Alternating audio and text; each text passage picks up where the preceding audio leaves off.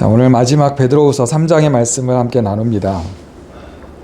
1989년에 나온 책 중에 아주 베스트셀러가 있는데 성공하는 사람들의 7가지 습관 들어보셨죠? 성공하는 사람들의 7가지 습관. 전 세계적으로 4천만 부가 팔렸다 그래요. 4천만 부. 우리나라에서만 400만 부가 팔렸다 그래요. 우리나라에서만. 그러니까 스티븐 코비 박사라는 미국의 지금은 이제 돌아가셨는데 이분이 쓴 책인데 완전 세계적인 베스트셀러가 되었고 저도 그때 20대 한 중반쯤 되었던 것 같은데 워낙 베스트셀러니까 저도 사가지고 읽었던 기억이 납니다. 뭐 지금은 많이 까먹었지만 집이 책이 혹시 있나 찾아봤더니 없더라고요. 근데 그때 사가지고 책이 이렇게 두꺼웠는데 그때 참 읽으면서 많이 도전을 받았습니다. 이 책의 내용을 기초로 해가지고 플랭클린 다이어리 이것도 들어보셨죠? 한 30년 전쯤이니까. 이 플랭클린 다이어리라 그래가지고 이게 또 아주 선풍적이었어요. 그래서 이 성공하는 사람들의 7가지 습관을 이제 바탕으로 해가지고 다이어리 하나하나 꼼꼼하게 하루의 목표와 계획을 세워가지고 그 다이어리대로 실천하자 하면서 이제 이 다이어리도 선풍적인 인기를 끌었는데 이 성공하는 사람들의 7가지 습관 중에서 기억에 남는 것 하나가 있는데 3번째 습관이었던 것 같아요. 소중하고 중요한 것부터 먼저 하라. 소중하고 중요한 것부터 먼저 하라는 겁니다. 우리가 여러 일들을 이제 마주하게 되는데 여러 마주하게 되는 일들 중에서 그 중요도에 따라서 4가지로 분류를 할 수가 있다고 합니다. 4가지 분류가 할 수가 있는데 한번 보세요. 첫 번째로 중요하면서도 급한 일이 있고요. 2번째로는 중요하지만 급하지 않은 일이 있어요. 3번째로는 중요하지 않지만 급한 일. 그리고 4번째로 중요하지도 급하지도 않은 일입니다. 이 4가지로 분류된 일 중에 어떤 일을 가장 먼저 해야 될까요? 일반적으로 사람들은 이 첫 번째나 3번째 일단은 급한 일부터 먼저 해야 된다고 생각을 합니다. 그래서 첫 번째, 중요하면서도 급한 일을 하든지 별로 중요하지 않지만 일단 급한 일을 하든지 이렇게 급한 일부터 먼저 해야 한다 이렇게 생각을 하는데 이 스티븐 코비는 2번째, 중요하지만 급하지 않은 일을 가장 먼저 해야 된다라고 주장을 하는 겁니다. 왜냐하면 급하지 않지만 중요한 일부터 먼저 처리해 놓으면 나중에 이제 급한 일이 생길 가능성이 현저하게 줄어든다는 겁니다. 중요한 일부터 먼저 해놓으면 그 일이 급하지 않게 된다는 것이죠. 그래서 결국에는 시간적인 여유도 생기고 계획성 있게 일을 할 수가 있게 된다는 것입니다. 그러니까 당장은 급하지 않더라도 중요하고 소중한 일을 먼저 해야 된다는 것이죠. 우리 인생을 돌아보면 그렇죠. 고개를 끄덕이게 됩니다. 예를 들어서 우리 가장 사랑하는 우리 자녀들, 우리 가족들과 가능한 많은 시간을 보내는 것, 이거 얼마나 소중하고 중요한 일입니까? 근데 급하게 생각하지 않죠, 우리가. 어렸을 때부터 독서를 많이 하는 것, 뭐 영어 공부를 열심히 어렸을 때부터 해두는 것, 당장은 급하지 않아 보여도 정말 이 중요하고 소중한 일들을 우리가 꾸준하게 하면 그 다음 일들이 순조롭고 행복하게 진행될 여지가 많이 생긴다는 것입니다. 그런데 중요하고 소중한 일부터 먼저 해놓지 않으면 결국 그 중요하고 소중한 일들이 나중에는 급한 일이 된다는 것이죠. 그래서 막 급하게 막 쫓기다 보면 커다란 문제가 발생할 여지가 또 많아지게 된다는 것입니다. 그래서 중요하고 소중한 일부터 먼저 하자라고 하는 것이죠. 우리의 신앙생활도 그런 것 같습니다. 우리가 하나님을 믿는 신앙인으로서 가장 소중하게 중요하다는 것에 생각되는 게 뭐예요? 하나님께 기도하고 말씀 읽고 묵상하면서 또 봉사하고 사람들에게 하나님의 사랑을 전하고 사랑을 실천하고 이런 것들이 가장 소중하게 중요한 것인데 이런 신앙생활이 나의 인생에 있어서 급하지 않은 일이라고 여기면서 당장 먹고 사는 일, 내가 일하는데 바쁘다는 핑계로 시간 없다는 이유로 이 가장 중요하고 소중한 하나님과의 교제의 시간들을 기도하고 말씀 읽는 이 소중한 교제의 시간들을 미루고 생략하다 보면 점점 우리의 신앙이 식어진다는 것입니다. 예수님은 마태복음 6장 33절을 통해서 분명히 이렇게 말씀해요. 너희는 먼저 그의 나라와 그의 의를 구하라. 그리하면 이 모든 것을 너희에게 더하시리라. 우리가 찬양으로 고백했지 않습니까?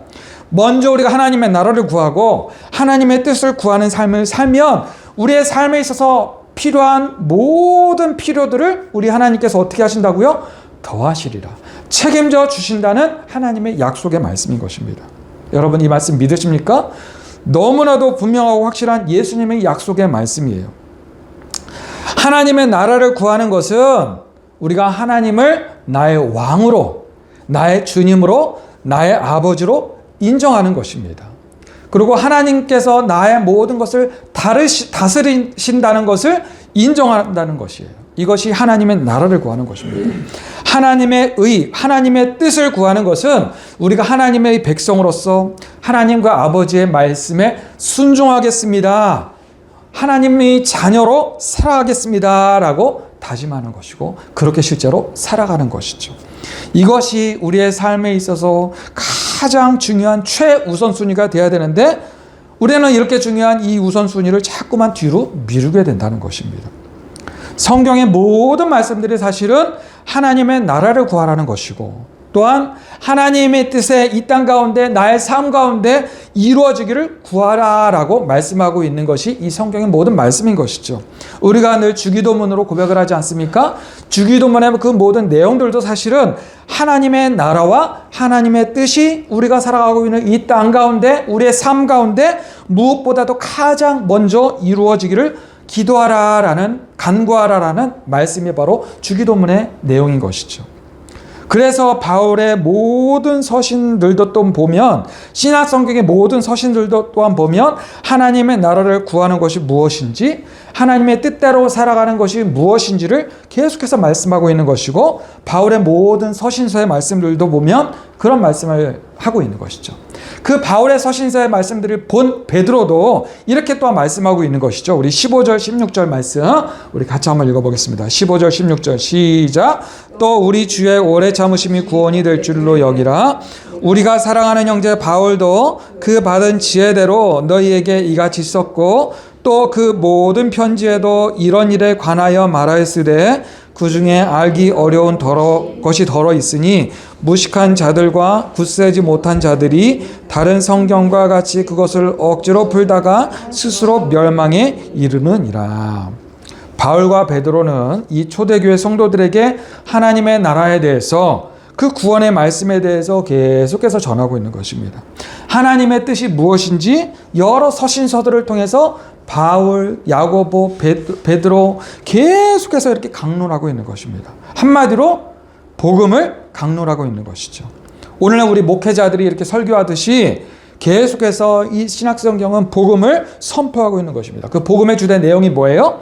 예수님께서 죽으시고 부활 승천하셨지만 그 예수님께서 반드시 다시 오실 것이고 그날은 하나님께서 불로 심판하시는 불심판의 날이 될 것이고 그 심판의 날에는 점도 없고 흠도 없고 거룩한 하나님의 자녀들로 하나님의 백성들로 발견될 수 있도록 항상 우리가 힘을 써야 된다라는 말씀인 것이죠. 우리가 지난주에 함께 이 말씀을 나눴지 않습니까? 그런데 왜 이렇게 예수님은 아직까지 안 오십니까? 도대체 하나님의 심판의 날은 언제입니까? 라는 질문에 대해서 뭐라고 말씀하고 있어요? 한 영혼이라도 더 복음을 듣고 깨닫고 구원받을 수 있도록 하나님께서 오래 참으신다는 것이죠. 우리가 지난주에 함께 나눈 말씀이죠. 알곡과 가라지가 확실해질 때까지 하나님께서 이 심판을 미루고 계시다는 것입니다. 사도 바울 또한 이와 같은 말씀을 여러 편지들을 통해서 보냈었는데 그러면서 여러 심판에 대한 이야기들도 함께 말씀을 전했었는데 어떤 거짓 선지자들 그런 사람들이 이런 바울의 심판의 메시지를 억지로 왜곡해가지고 전하고 있다는 것입니다. 그런 거짓 선지자들의 말을 듣고 따르다가 함께 멸망할 수 있으니까 그런 거짓 선지자들의 미혹된 메시지에 끌려가서 지옥에 떨어지지 말라고 멸망하지 말라고 15절 16절에서 말씀하고 있는 것이죠. 그런데 세상에는 정말 어리석은 사람들이 많습니다. 이렇게 16절에 나와 있는 대로 16절 말씀에 나와 있는 대로 무식한 자들, 굳세지 못한 자들이 정말 많이 있습니다. 지난주에 제가 유튜브를 통해 뉴스를 통해 가지고 JTBC인가 그 뉴스에 이런 뉴스가 나오더라고요. 재림 예수라는 한 사람이 들어보셨어요?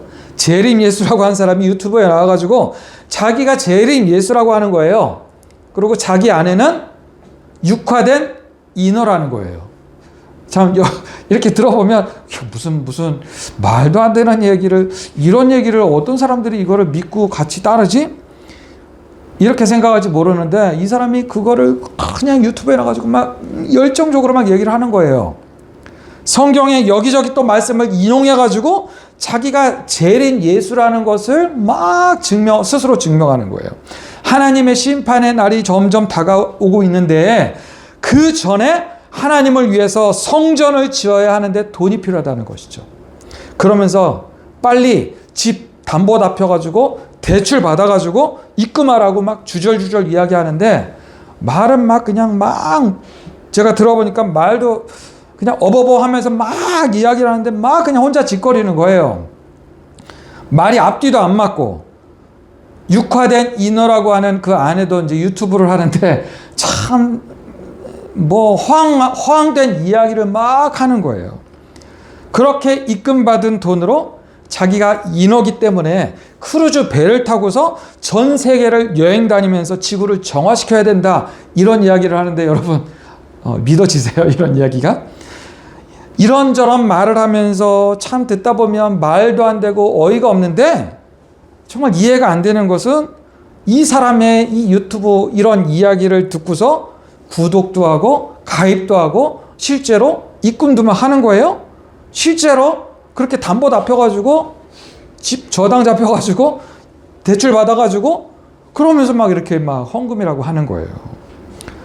자칭 예수라는 이 사람한테 실제로 그렇게 입금하는 사람들이 정말 많다는 것입니다. 책도 몇십 권을 이 사람이 출판을 했더라고요. 책 한 권에 보니까 정가가 120만 원인데 그 120만 원 되는 책 값을 그대로 받아요. 그 돈을 주고서 진짜 구입을 한다는 것입니다.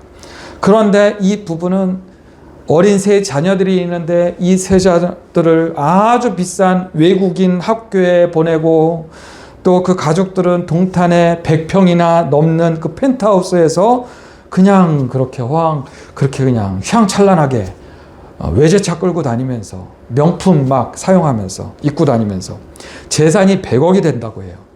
그런데 이런 사람들을 믿는 사람들이 참 많이 있다는 것이죠. 얼마나 어리석습니까? 이렇게 이단에 넘어가는 사람들 중에 대부분이 사실은 기독교에 대해서 어느 정도 아는 사람들이 이렇게 넘어간다는 것입니다. 16절의 말씀대로 무식하고 굳세지 못한 자들이 이런 이단에 넘어가서 어떻게 된다는 것입니까? 스스로 멸망에 이르느니라. 이런 사람들이 초대교회 당시에도 있었기 때문에 17절에서 이렇게 말씀하고 있는 것이죠. 그러므로 사랑하는 자들아 너희가 이것을 미리 알았은즉 무법한 자들의 미혹에 이끌려 너희가 굳센 데서 떨어질까 삼가라. 베드로께서 2000년 전에 이렇게 경고까지 하고 있음에도 불구하고 멀쩡하게 교회 다니다가 이런 무법한 자들의 미혹에 이끌려가지고 신천지에 빠지기도 하고 구원파에 빠지기도 하고 통일교에 빠지기도 하고 이런 자칭 재림 예수라고 하는 본명이 김태광이더라고요. 이런 말도 안 되는 사이비 종교에 빠지기도 하고 뭐 JMS 신천지 통일교 만민중앙교회 뭐 이런 이단들의 나는 절대로 빠지지 않아 이렇게 막 결심하는 사람들이 많죠. 그런데 이런 이단들 보면 판사, 검사, 변호사, 의사, 뭐 정치인, 연예인들까지 이런 이단에 빠져 있는 것을 보게 되는 것이죠. 정말 머리가 좋고 똑똑하다는 사람들도 거기에 빠져 있는 것을 보면 참 우리 인간은 어쩔 수가 없는 인간이구나. 그렇기 때문에 우리는 여러분 절대로 교만하지 않고 겸손하게 이 18절의 말씀을 새겨 듣고 늘 마음속에 새겨야 합니다. 우리 18절 말씀을 함께 읽겠습니다. 시작. 오직 우리 주 곧 구주 예수 그리스도의 은혜와 그를 아는 지식에서 자라가라. 영광이 이제와 영원한 날까지 그에게 있을지어다. 28절 말씀이 베드로 전서 후서의 결론입니다. 오직 유일하고 확실한 우리 성도의 삶의 지침이에요. 우리 성도의 가장 소중하고 중요한 삶의 우선순위가 무엇이라는 것입니까? 첫 번째로 예수 그리스도의 은혜를 알아야 한다는 것입니다. 예수 그리스도의 은혜가 뭐예요? 왜 하나님의 아들 독생자 예수 그리스도께서 그 하늘의 영광을 버리시고 이 낮고 천한 이 땅에 너무나도 불편한 이 죄악된 육신의 몸으로 내려오셨을까요? 누구를 위해서? 나를 위해서 예수님께서 이 땅 가운데 내려오셨고, 나를 위해서 예수님께서 십자가에 못 박혀 죽으셨습니다. 이것이 바로 아무런 값 없이 주시는 하나님의 선물, 예수 그리스도의 은혜인 것이죠. 여러분, 아멘이십니까? 여러분, 우리가 먼저 이 예수 그리스도의 은혜를 알아야 한다는 것이죠. 이 예수 그리스도의 은혜가 바로 우리의 믿음이 심어지고 자랄 수 있는 토양이 되는 것이고 기초가 되어야 한다는 것입니다. 예수 그리스도의 은혜가 우리의 믿음이 심겨지는 토양이 되고 기초가 되어야 된다는 것이죠. 이 은혜의 토양에 믿음의 씨앗이 심겨지면 그 믿음의 씨앗이 어떻게 되어야 하는 것이요? 어떻게 되어야 하는 것입니까? 싹을 틔우고 자라야 하는 것이죠. 성장해야 하는 것입니다. 믿음이 성장하고 자라기 위해서 필요한 양분이 바로 예수 그리스도를 아는 지식이라는 것입니다. 누구를 아는 지식이요? 우리의 주인이시고 우리의 구원자이신 예수 그리스도를 아는 지식인 것입니다. 여기서의 지식이 헬라어로는 그노시스라는 단어인데 이것은 단지 그냥 지식적으로만 아는 지식이 아닙니다. 우리가 서로에 대해서 우리 부부끼리 너무나도 잘 알지 않습니까? 우리 아내가 우리 남편이 무엇을 좋아하는지, 성격은 어떤지, 그리고 습관은 어떤지, 이런 부분들을 너무나도 누구보다도 우리가 부부끼리 서로 잘 알죠. 왜요? 인격적인 관계가 되어 있기 때문에 너무나도 우리 서로가 잘 아는 것입니다.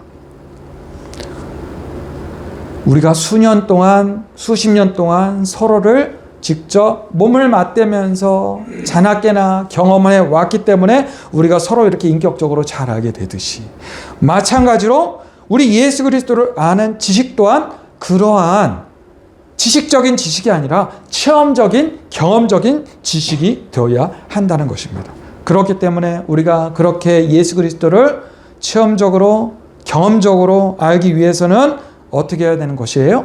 우리 예수 그리스도를 직접 체험하고 경험하고 예수 그리스도와 끊임없이 동거하는 삶을 살아가야 한다는 것입니다. 우리가 서로 부부끼리 동거하면서 서로에게 너무 잘 알게 되듯이 우리 예수 그리스도와 매 순간을 동거하면서 예수님을 경험하면서 예수님을 잘 알아야 하는 것, 그것이 바로 예수 그리스도를 아는 지식이라는 것이죠. 그렇게 예수님과 모든 순간 동거하는 상태를 우리는 예수 충만이라고 합니다. 모든 순간을 우리가 예수로 충만할 때에 우리의 믿음이 예수 그리스도의 지식으로 인해서 자라게 되는 것입니다. 예수 그리스도의 은혜와 그를 아는 지식에서 자라가라. 이 자라가라는 단어가 헬라어로는 또 아옥사테네라는 단어인데 헬라어 문법적으로는 현재형 명령어예요. 무슨 의미가 있냐면 지속적으로 멈추지 않고 끊임없이 계속해서 자라가야 한다는 것입니다. 우리가 예수 그리스도의 은혜를 지속적으로 끊임없이 누려야 하는 것이고, 그래서 예수 그리스도를 아는 지식이 지속적으로 끊임없이 경험함으로 자라가야 한다는 것입니다. 우리의 믿음이 정체되는 것이 아니라 우리의 믿음은 계속해서 자라가야 한다는 것입니다. 언제까지요? 예수 그리스도를 우리가 직접 만나게 되는 그 날까지. 여러분 믿으시죠? 여러분 정말 우리가 예수 그리스도를 날마다 경험하고 체험해서 우리의 믿음이 날마다 자라가야 한다는 것입니다. 자, 그래서 이것이 우리의 삶의 가장 우선순위가 되어야 한다는 것입니다. 자, 결론은 나를 구원하신 예수 그리스도를 끊임없이 우리의 믿음으로 고백하시길 바랍니다. 그렇게 끊임없이 믿음을 고백하는 가장 쉬운 방법이 바로 찬양이죠. 귀로 늘 찬양을 들으시고 또 입술로 늘 찬양하시면서 우리의 믿음을 고백하는 것입니다. 길을 갈 때나 일을 할 때나 우리가 운전을 할 때나 늘 찬양을 흥얼거리면서 찬양하시면 그것이 놀라운 믿음의 고백이 되어야 하는 것이고, 여러분 꼭 그렇게 하시길 바랍니다. 그리고 예수 그리스도를 경험하는 좀 보다 적극적인 방법이 또 무엇이에요?